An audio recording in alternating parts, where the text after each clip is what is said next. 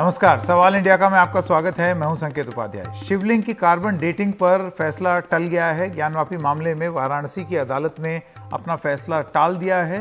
कथित शिवलिंग की carbon dating को लेकर कोर्ट ने कोई आदेश आज फिलहाल नहीं दिया है।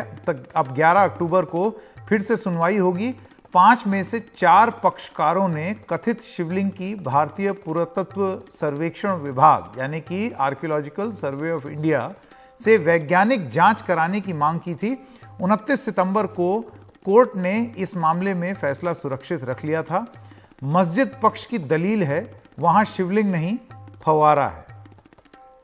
अब से कुछ ही देर में हम आपको इंटरव्यू भी सुनाएंगे। सौरभ शुक्ला और अजय सिंह हमारे सहयोगी वाराणसी में मौजूद हैं। इन्होंने बात की दोनों पक्षों से और दोनों अब हमारे साथ जुड़ भी गए हैं, सौरभ शुक्ला और अजय सिंह। सौरभ, पहले मैं आपके पास आना चाहता हूं, अगर आप बता दें विस्तार से कि अदालत में क्या हुआ।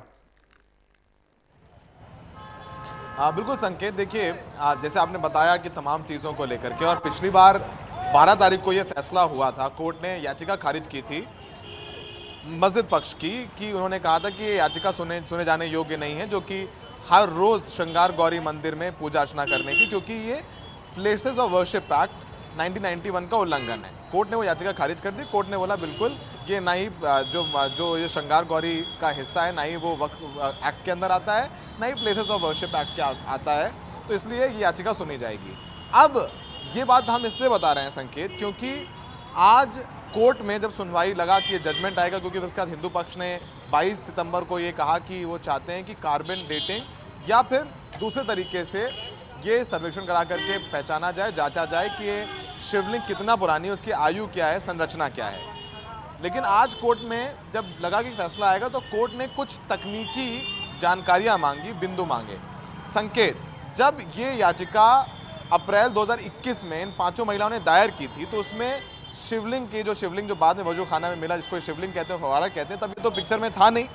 बात थी कि श्रृंगार गौरी जो चबूतरा है वहाँ पर पूजा अर्चना करने की रोज़ की। तो कोर्ट ने कहा कि क्या ये सब्जेक्ट है, क्या ये जो शिवलिंग जो जिसे आप कहते हैं ये इस केस का हिस्सा है, इस पर आज क्लैरिफिकेशन मांगा।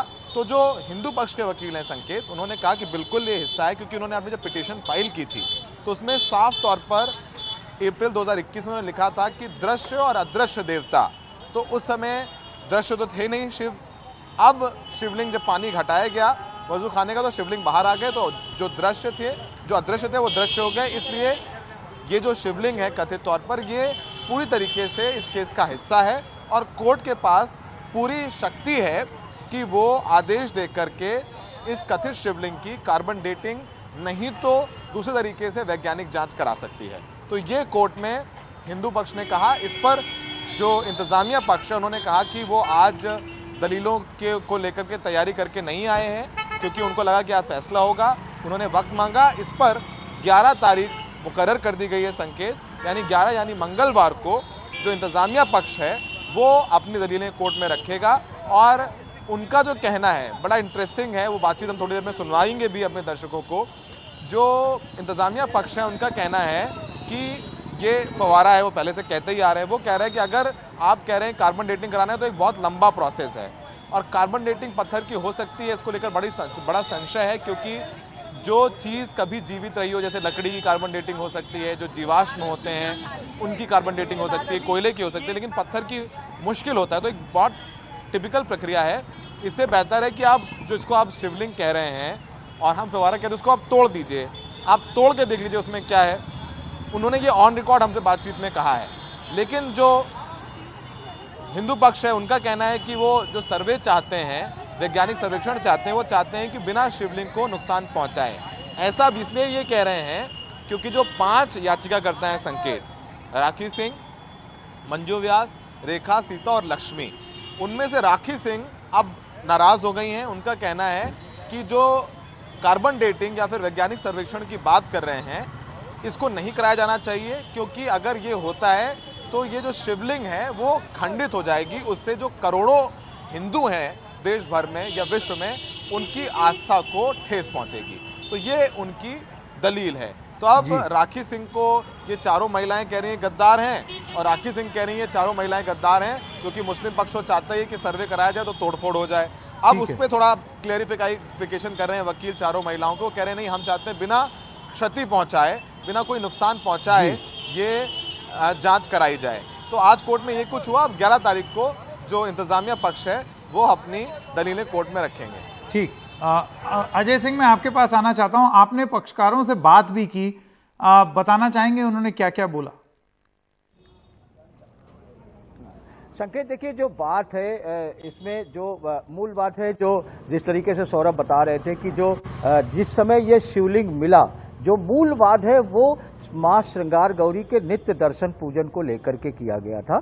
उसमें राखी सिंह और 4 महिलाओं ने इसको किया गया था और उसमें यह भी था कि दृश्य और अदृश्य देवता जो है उनकी हमारी जांच की जाए और हमें जाने दिया जाए। लेकिन मुख्य पिटीशन जो थी वो क्या कहा जाता है, वो सिर्फ इस बात का था कि दर्शन पूजन के लिए किया जाए। लेकिन जब शिवलिंग मिला, एक जो कथित आकृति मिली, उस पर कहा गया कि यह शिवलिंग है, तो सारा मामला वहां फोकस हो गया। अभी मूलवाद शुरू ही नहीं हुआ है। अभी शिवलिंग की फिर उस बीच जो है वो वादी संख्या 2 से 5 तक के जो है वो लोगों ने कार्बन डेटिंग की मांग कर दी, जिसका राखी सिंह के हिंदू पक्ष की एक है उन्होंने विरोध किया।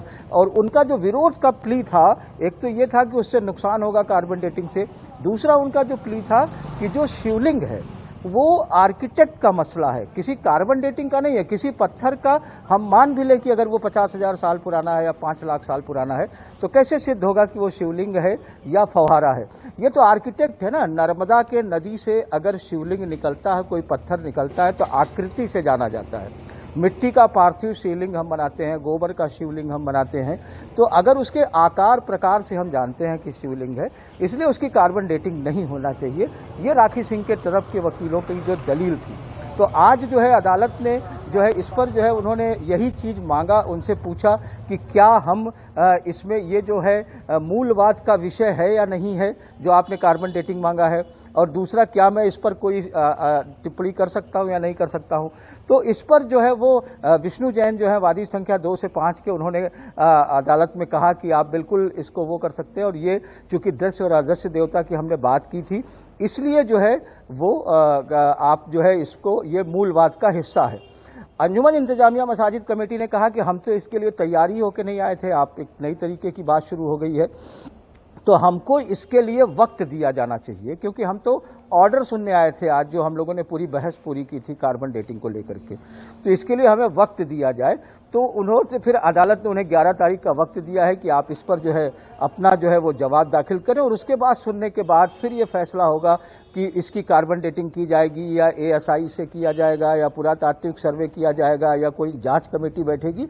अदालत अपने विवेक से जो भी उसे वो होगा वो निर्णय करेगी। संकेत जी बिल्कुल। सौरभ और अजय, आप दोनों का बहुत बहुत धन्यवाद हमारे साथ जुड़ने के लिए। और इस मामले पर फैसला तो टल गया है, लेकिन 5 हिंदू याचिकाकर्ताओं में मतभेद सामने आ गए हैं। उनसे बात की सौरभ शुक्ला ने।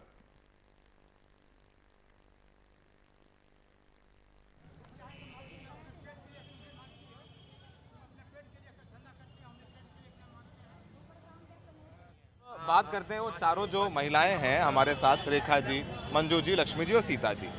अब ये चर्चा बड़ी ये हो गई, इस पर चर्चा ये गर्म हो गई है कि अब आप लोगों में आपस में फुट पड़ गई। आपके साथ एक राखी जी थी, थोड़ा दर्शकों सोचे कि इसको नहीं पता है, वैसे बताइएगा। राखी जी थी आपके साथ, अब वो राखी जी आपके साथ नहीं, वो कह रहे हैं कि कार्बन डेटिंग का सर्वे नहीं होना चाहिए। आप लोग मुस्लिम पक्ष की जबान बोल रहे हैं कार्बन डेटिंग का सर्वे होगा, जो शिवलिंग मिला है वो खंडित हो जाएगा, और आप लोग जो है विपक्ष में आ गए, आप जो मस्जिद है उसकी भाषा बोल रहे हैं, तो आप लोग उनके खिलाफ हो गए हैं। आप ये लड़ाई क्या हो गई, थोड़ा बताइए आपकी बात। ऐसा कि राखी सिंह खाली कागज में ही है, राखी सिंह हम लोग के साथ कभी आई नहीं है और ना हम लोगों ने उनको देखा कभी।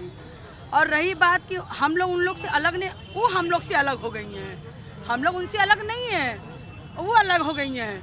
हम लोग चारों आज तक हम लोग एक साथ हैं और हमेशा एक साथ रहेंगे, एक साथ रहेंगे। राखी जी तो कह रही हैं कि आप लोग जो मांग कर रहे हैं कार्बन डेटिंग कराने की या सर्वे कराने की किसी भी तरीके से, वो शिवलिंग जो है जिसको आप लोग शिवलिंग कह रहे हैं वो खंडित हो जाएगा उससे, और वो बिल्कुल जो करोड़ों हिंदू हैं उनकी आस्था के साथ खिलवाड़ होगा। देखिए हम लोग का विज्ञान बहुत आगे जा चुका है। बिना शिवलिंग को टच किए, बिना शिवलिंग को कोई नुकसान पहुंचाए भी हो सकता है। कार्बन डेटिंग होगा, उसमें कोई नुकसान नहीं होगा। और जो बार बार हमारे भावना को आहत किया जाता है, हमारे भावनाओं को ठेस पहुंचाया जाता है, हमारी शिवलिंग को फव्वारा करके, वो सबूत सामने आ जाएगा कि वो कितना प्राचीन शिवलिंग है और कितना पुराना। राखी सिंह आपके साथ क्यों नहीं है? राखी सिंह, ये उनका अपना मत है, क्या मत है वो जाने, हम लोग नहीं जानते। हम चारों महिलाएं एक साथ हैं, हमारे वकील हमारे साथ हैं, हम लोग साथ में मिलकर लड़ रहे हैं। ये उनका मत है, उनका मत। लेकिन कोर्ट में तो आप लोग जब गए तो 5 लोगों के साथ में वकालतनामे साइन हुए और कागज में भी 5 लोगों के नाम से ही केस चल रहा है। अब तक एक थे, आप राखी सिंह आपसे अलग हो गई। देखिए 5 का तो नाम चला है, खाली कागजात में उनके नाम हमने पढ़े हैं, बाकी हकीकत में उनके सिग्नेचर भी हमने नहीं देखे कि उन्होंने खुद सिग्नेचर किया या उनके बनाए हुए किसी ने सिग्नेचर किए हैं। और अंजुमन इंतजामिया मस्जिद कमेटी के वकील अखलाक अहमद से भी बात की हमारे सहयोगी अजय सिंह ने। हमारे साथ अंजुमन इंतजामिया मसाजिद कमेटी के तमाम वकील लोग हैं, मिराजुद्दीन साहब हैं, इखलाक जी हैं और भी तमाम सारे लोग मुमताज़ जी हैं, सारे लोग यहाँ पर हैं। हम ये जानने की कोशिश करेंगे कि आखिर अदालत में आज क्या हुआ और क्यों नहीं फैसला आया। आप क्या समझते हैं, क्या बात है? आज जिला जज साहब ने ऑर्डर की जो डेट थी उस पर ऑर्डर ना पास करके कुछ उन्होंने अपना क्लेरिफिकेशन चाहा और जिसकी वजह से प्लेंटिफ नंबर 225 के काउंसिल ने डिटेल आर्गूमेंट किया अपनी एप्लीकेशन पर। और चूँकि अंजुमन के लोग ऑर्डर सुनने के लिए गए थे, हम लोग उस तैयारी से नहीं गए थे, इसलिए हम लोगों ने 11 तारीख को फ्रेश जो है तो उनकी बात का जवाब देने के लिए डेट मान लिया और इसलिए 11 तारीख लगाया है हम लोगों को जवाब देने के लिए। अच्छा, मतलब अदालत ने स्वयं कुछ चीज़ें जाननी चाहिए, क्लेरिफाई करना चाहा, उस पर उन्होंने अपना आर्गूमेंट किया जिस पर ऐसा कहा जा रहा है। चूँकि मैं मौजूद नहीं था उस वक्त, इसलिए मैं नहीं कह सकता कि ऐसा कोर्ट ने कुछ कहा था। लेकिन हम लोग जो पहुँचे तो कोर्ट प्लेंटिफ के बहस जो तो अपनी बात जो तो जज साहब के सामने रख रहे थे और पैरावाइज उसी एप्लीकेशन को दोबारा सुना रहे थे। अच्छा, मतलब उसमें जो सुना रहे थे वो वही उसी एप्लीकेशन को पैरावाइज जो है वो डिटेल से दोबारा सुना रहे थे। फिर आप लोगों ने क्या हम लोगों ने ये कहा कि चूंकि अब फ्रेश उन्होंने आर्गूमेंट जवाब किया है, इसलिए हम लोग जो तो नेक्स्ट डेट में देंगे, तो 11 तारीख लगाया हमको जवाब देने के लिए। क्योंकि आज आप लोग उसके लिए तैयार नहीं थे, हम लोग उसके लिए तैयारी नहीं करना, हम लोग की फाइल आई थी तो ऑर्डर देखने के लिए आए थे। अच्छा, आप लोग हम लोग ऑर्डर देखने के लिए आ जाए थे, कोई बहस की डेट तो रही नहीं कि फाइल ले आते, तो फाइल लाए नहीं, तो अदालत से कहा गया कि हम लोग तो फाइल लाए नहीं, हम तो ऑर्डर सुनने के लिए आए थे। अब यहाँ अगर आपको अपने क्लियरफाइड होने के लिए अगर आप ये अपनी बात फिर से रिपीट कर रहे हैं तो हमको भी समय चाहिए रिपीट करने के लिए अपनी बातों को। कोर्ट ने कहा कि नहीं, आपको भी समय दिया जाएगा। तो 11 तारीख को कार्बन डेटिंग का ही जी, तो उसके लिए तो अब 11 तारीख को आप लोग अपना जवाब देंगे, उसके बाद लोग फिर ऑर्डर की कोई डेट लगाएंगे। और आइए अब रुक करते हैं दूसरी खबर का। दिल्ली में आबकारी नीति केस में ईडी के छापे पड़ रहे हैं। दिल्ली, पंजाब समेत 35 जगहों पर छापेमारी चल रही है। एनफोर्समेंट डायरेक्टरेट यानी कि प्रवर्तन निदेशालय ने मनी लॉन्ड्रिंग का एक केस दर्ज किया था और शराब कारोबारी समीर महेंद्रू गिरफ्तार हुए हैं। दिल्ली की शराब नीति केस में ईडी की ये बड़ी कार्रवाई चल रही है। इन छापों को लेकर केजरीवाल ने ट्वीट करके कहा है कि 500 से ज़्यादा रेड 3 महीने में, सीबीआई ईडी के 300 से ज़्यादा अधिकारी 24 घंटे लगे हुए हैं। एक मनीष सिसोदिया के खिलाफ सबूत ढूंढने के लिए कुछ नहीं मिल रहा क्योंकि कुछ किया ही नहीं। अपनी गंदगी और गंदी राजनीति के लिए इतने अधिकारियों का समय बर्बाद किया जा रहा है, ऐसे देश कैसे तरक्की करेगा। मैं स्वागत करना चाहता हूं मेहमानों का। सूर्य मैथिल नेता हैं बीजेपी के और परविंदर सिंह सेठी आम आदमी पार्टी समर्थक। सेठी जी, पहले आपके पास आना चाहता हूं, क्यों आपको लगता है कि केस फर्जी है? देखिए, ये तो शुरू से ही जो जितनी भी संवैधानिक संस्थाएं हैं उनका मिसयूज करा जा रहा है और जो भारतीय जनता पार्टी है उसका एक टारगेट है कि उसने सिर्फ जो सीबीआई और ईडी है वो दाऊद को नहीं पकड़ती, वो नीरव मोदी को नहीं पकड़ती, वो ललित मोदी को नहीं पकड़ती। गुजरात के अंदर शराब की जो इतना बड़ा ड्राई स्टेट होने के बाद हजारों करोड़ का वहां पे स्कैम हो रहा है, वो वहां नहीं जाती। जहरीली शराब से 100 लोग मर जाते हैं। सीबीआई को और कोई काम नहीं है सिवाय इसके कि वो अपोजिशन पार्टी को किस प्रकार घेरे और उनको डिफेम करे, ताकि आने वाले एमसीडी चुनाव और गुजरात के चुनाव और 2024 के चुनाव के अंदर भारतीय जनता पार्टी के अंदर एक बौखलाहट है, एक डर है और वो इस बौखलाहट के तहत अपनी जो संवैधानिक संस्थाएं हैं जिनका मिसयूज कर रही है, इन गंदी हरकतों से देश कैसे आगे बढ़ेगा। जब तक हम न्यूट्रल होकर अपने कामों के द्वारा, अपने जो हम महंगाई के ऊपर या स्वास्थ्य के ऊपर या शिक्षा के ऊपर जो काम करते हैं, उससे जनता को खुश करने की बजाय ये डिक्टेटरशिप की राजनीति हिंदुस्तान में कैसे प्रबल हो गई, ये बड़ा चिंता का विषय है सभी राजनीतिक पार्टियों के लिए। सूर्य मैथिल जी, आपका जवाब। देखिए, एक तो बात आप ये कह रहे हैं कि जांच होगी तभी तो पता चलेगा कि क्या सच है, लेकिन दूसरी तरफ आरोप ये है कि ये जांच जो है ये सिर्फ इतनी फोर्स और इतना पैसा, धन, बल ये सब लगाया जा रहा है विपक्ष को फिक्स करने के लिए। धन्यवाद संकेत भाई। पहले आपको और आपके सभी दर्शकों को भारत माता की जय, वंदे मातरम। मैंने सुना, हमारे बहुत अच्छे मित्र हैं परमिंदर भाई, लेकिन आज जो इनकी बातें सुनी उससे मुझे बहुत हंसी आई। जिस प्रकार के इन्होंने तथ्य रखे और जिस प्रकार की दलीलें दी, उससे एक चीज महसूस होती है कि एक चोर खड़ा होकर चिल्लाता है कि भैया देखो वो चोरी करता है, वो चोरी करता है, वहां चोरी होती है, वहां इतना पैसा पड़ा हुआ है, तो मेरे पीछे क्यों पुलिस पड़ी हुई है, मेरी चोरी क्यों पकड़ी जा रही है, उनको भी पकड़िए। मतलब चोर मचाए शोर। मैं 4-5 बिंदु रखना चाहता हूं, इन्होंने बहुत सारी बातें कही, 4-5 बिंदु में बात खत्म करूंगा। देखिए, तथ्यात्मक बात करनी चाहिए।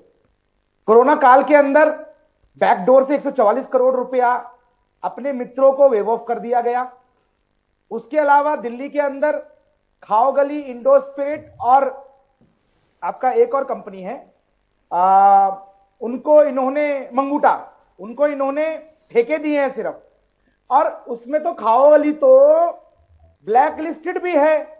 साथ ही साथ अंग्रेजी शराब की पर कार्टल पे 50 रुपए पर कार्टल उन्होंने वेव ऑफ कर दिया अपने मित्रों का।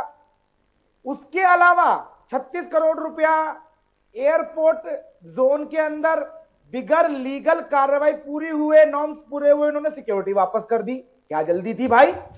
और पांचवी चीज सबसे महत्वपूर्ण, आप देखिए दिल्ली में पहले डीलर्स को 3% का कमीशन मिलता था, इन्होंने बढ़ाकर 12% कर दिया। जबकि ये जो कमीशन का जो डिस्कशन होता है ये डीलर और डिस्ट्रीब्यूटर के बीच में होता है, सरकार का इससे कोई मतलब नहीं होता। तो सरकार ने किस आधार पर सर्कुलर जारी कर दिया कि भैया डिस्ट्रीब्यूटर 12% जो है डीलर को कमीशन देगा। और महत्वपूर्ण एक स्ट्रिंग निकला, कैसे कैसे बताया उस स्ट्रिंग के अंदर उस व्यक्ति ने जो आज जेल में भी है, कितना पैसा इन्होंने पंजाब के चुनाव में लिया इस लिकर जो लॉबी है उससे। और आज भी जो दिल्ली की लिकर लॉबी है, जो कि लिकर जो इन्होंने नई पॉलिसी बनाई थी उसके अंदर जिनके हाथों में पूरी दिल्ली को दे दिया था, उन्हीं को पंजाब दे दिया है। तो ये तो साफ दर्शाता है कि इसमें इतने सारे पेच हैं, इतनी सारी खामियां हैं कि एक बहुत बड़ा स्कैम निकल के आएगा 10,000 करोड़ से ज्यादा। उसी के पीछे ईडी और सीबीआई पड़ी हुई है भैया। जहां जहां पर दोषियों के सुराग मिल रहे हैं वहां वहां पर छापे हो रहे हैं। और ये कह देना छापों में निकला क्या मैथिल जी, सवाल ये उठाया जा रहा है। संकेत भाई मीडिया को दिखाकर तो बताया नहीं जाएगा कि क्या निकला क्या नहीं निकला। जिस प्रकार से सत्येंद्र जैन की चार्जशीट के अंदर जब चार्जशीट दाखिल की गई तो वहां पे कोर्ट ने भी माना कि प्रथम दृष्टया इस केस के अंदर सत्येंद्र जैन पे केस चलाने के लिए साक्ष्य परिपूर्ण है। और फिर भी आम आदमी पार्टी आपके ऊपर आरोप ये लगा रही है, आम आदमी पार्टी आरोप ये लगा रही है कि जब जज ने तथ्य मांगे तो आपने जज बदलने की बात कही। देखिए इनके आरोपों का क्या वेटेज दिया जाए। जो लोग झूठे आरोप दूसरों पर लगाते हैं उसका नाक रगड़कर कोर्ट के अंदर एफिडेविट देख के माफी मांगते हैं, ऐसे लोगों के आरोपों को कौन सीरियस लेगा। मैं आपसे पूछता हूं जी, सेठी जी का जवाब में यदि कोई संबंध हो जो व्यक्ति इन्होंने जितनी बातें करी हैं, इन्होंने जितनी बातें करी हैं, मैं इनको बताना चाहता हूं, इनको पता नहीं है कि जो लाइसेंस फी 5 लाख रुपए थी वो 5 करोड़ कर दी, जो 10 लाख रुपए थी वो 10 करोड़ कर दी। तो आप कह रहे हैं प्रतिशत को 12% क्यों कर दिया, ये बता दो ना। आप सुन लीजिए, 3% को 12% क्यों किया, एक एक करके करोड़ रुपया आपने माफ क्यों कर दिया। बीच में क्यों बोल रहे हैं, आपकी बात सुनी ना मैंने, आपकी बात सुनी ना मैंने, क्यों आपने आपके अंदर आपकी बात सुन ली ना मैंने। आपने उस ब्लैक घबराहट क्यों आपके अंदर? ये बौखलाहट किस लिए है?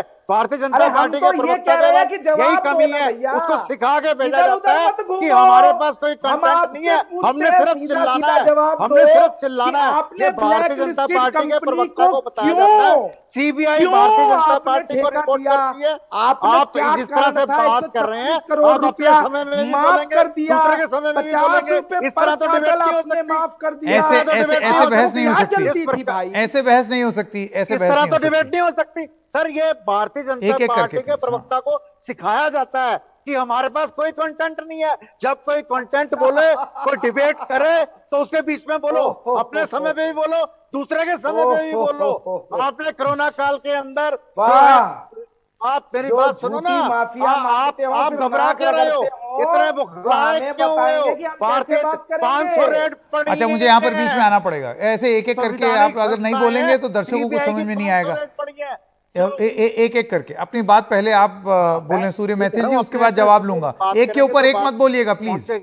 सूर्य मैथिल जी, देखिए यहाँ पर संकेत भाई अब तक के पूरे वार्तालाप में, अरे सुन लीजिए, पूरे वार्तालाप में इन्होंने मेरे एक भी प्रश्न का जवाब नहीं दिया। मैं तो आपके माध्यम से एक बात पूछता हूँ, 144 करोड़ रुपया इन्होंने किस आधार पर माफ किया? खाओ गली को जो ब्लैक लिस्टेड है उसको क्यों इन्होंने ठेका दिया? 50 रुपए पर कार्टन इन्होंने क्यों दिया फ्री में? और साथ ही साथ जो महत्वपूर्ण प्रश्न, 3% को आपने 12% क्यों कर दिया? कमीशन को क्यों कर दिया? का तरीका जी, या तो आप बोल लीजिए या मुझे बोलने जी दीजिए। मुझे यहाँ पर बीच में आना पड़ेगा क्योंकि बहस किसी सार्थक नतीजे पर या मोड़ पर नहीं जा रही है। आप दोनों का बहुत बहुत धन्यवाद हमारे साथ जुड़ने के लिए। एक छोटे से ब्रेक के लिए रुक रहे हैं, सवाल इंडिया का जारी रहेगा ब्रेक के बाद। दिल्ली सरकार में समाज कल्याण मंत्री राजेंद्र पाल गौतम बौद्ध महासभा के आयोजन में शामिल होकर विवादों में घिर गए हैं। दिल्ली के करोल बाग में आयोजित कार्यक्रम में हिंदू देवी देवताओं को नहीं मानने की शपथ दिलाई गई। उस समय मंच पर राजेंद्र पाल गौतम भी मौजूद थे और वो भी शपथ ले रहे थे। इसको लेकर बीजेपी ने आम आदमी पार्टी को घेर लिया है। बीजेपी ने दिल्ली सरकार के मंत्री पर आरोप लगाया है कि उन्होंने लोगों को ब्रह्मा, विष्णु, महेश, राम और कृष्ण को ईश्वर न मानने और इनकी कभी पूजा नहीं करने की शपथ दिलाई। बीजेपी नेताओं ने इसका एक वीडियो भी जारी किया है जिसमें बड़ी संख्या में लोग हिंदू देवी देवताओं को ईश्वर न मानने और उनकी पूजा न करने की शपथ लेते हुए दिख रहे हैं। अरविंद केजरीवाल आपका ये मंत्री दंगा कराने की स्थिति में जा रहा है। अब ये उनकी इतनी बड़ी वो गलती नहीं की है, साजिश है, और इसके बाद हमें सिर्फ और सिर्फ उनके ऊपर कार्रवाई कर चाहिए। अगर अरविंद केजरीवाल करते हैं तो ठीक, नहीं करते हैं तो हम इस नफरत फैलाने वाले इशू को हम चाहे जिस स्तर तक ले जाना होगा लेके जाएंगे। कोई मामूली व्यक्ति नहीं राजेंद्र पाल गौतम, दिल्ली की सरकार में अरविंद केजरीवाल की लीडरशिप में वो मंत्री हैं।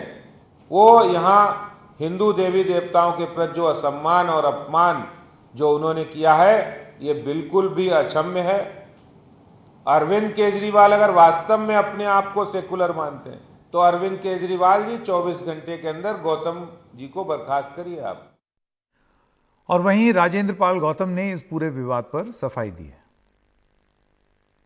अरे भाई, हम अपना भारत के संविधान हमें आजादी देता है, हम किस धर्म की आस्था को माने किसको ना माने, इसमें किसी आपत्ति क्यों है?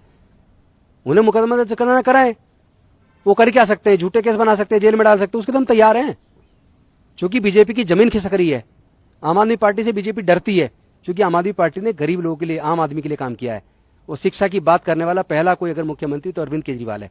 स्वास्थ्य की बात करने वाला, लोगों की बिजली पानी की बात करने वाला, लोगों के रोजगार की बात करने वाला अगर कोई नेता तो अरविंद केजरीवाल है। इससे बीजेपी डरी हुई है। बीजेपी केजरीवाल सरकार पर, आम आदमी पार्टी पर आरोप लगा रही है कि वो हिंदू विरोधी हैं, उन्होंने हिंदू देवी देवताओं का अपमान किया है।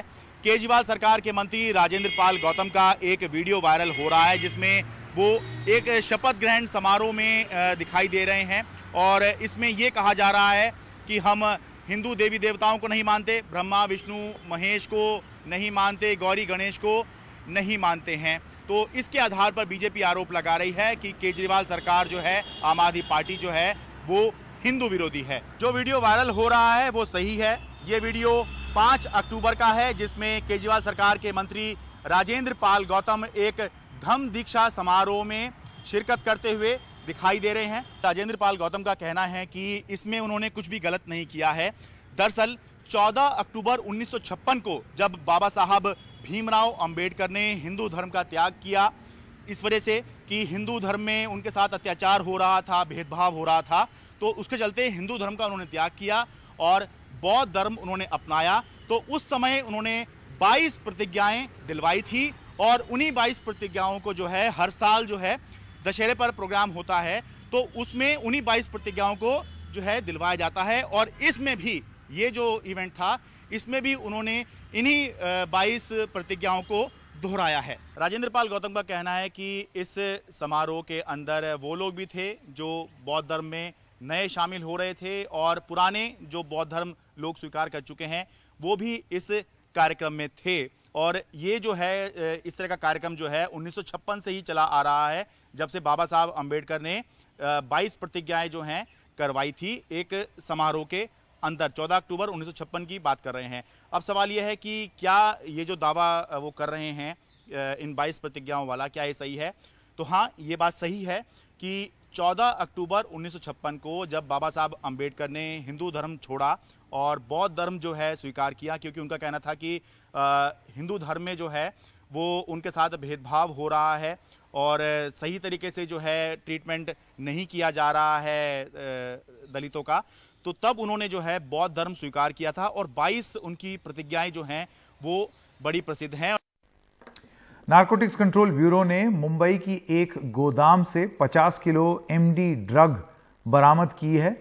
एनसीबी ने इस मामले में एक पूर्व पायलट समेत 2 लोगों को गिरफ्तार किया है। दोनों आरोपी मुंबई के रहने वाले हैं। गिरोह का सरगना पहले भी मैंड्रैक्स तस्करी के आरोप में गिरफ्तार हुआ था। जी, ऑपरेशन शुरू हुआ 3 तारीख को इस महीने के। बेसिकली इन्फॉर्मेशन मिला नेवल इंटेलिजेंस यूनिट जामनगर से, तो एनसीबी ने इसको डेवलप किया और इस कार्रवाई में 3 यूनिट काम किए, हेडक्वार्टर्स ऑपरेशंस एनसीबी मुंबई और एनसीबी अहमदाबाद। सो पहला कार्रवाई हुआ 3 तारीख को जामनगर में, जहां 10 किलो बरामद किया गया। एक बंदा वहां पे अरेस्ट हुआ, उसके फॉलोअप में 3 बंदे मुंबई में अरेस्ट हुए और फिर उसको हम लोगों ने आगे डेवलप किया, तो पता चला कि मुंबई में कहीं पे बड़ा डंप रखा हुआ है। सो हम लोग काम करते रहे और कल की तारीख में हम लोगों को 50 किलो का डंप मिला मेफेड्रॉन का, और जो मेन किंग था वो भी मिल गया। 2 लोग अरेस्ट हुए। तो अब तक की कार्रवाई में एनसीबी ने 60 किलो का एमडी बरामद किया हुआ है और 6 लोगों को अरेस्ट किया हुआ है, जिसमें से एक जामनगर अरेस्ट हुआ और बाकी के 5 मुंबई में अरेस्ट हुए।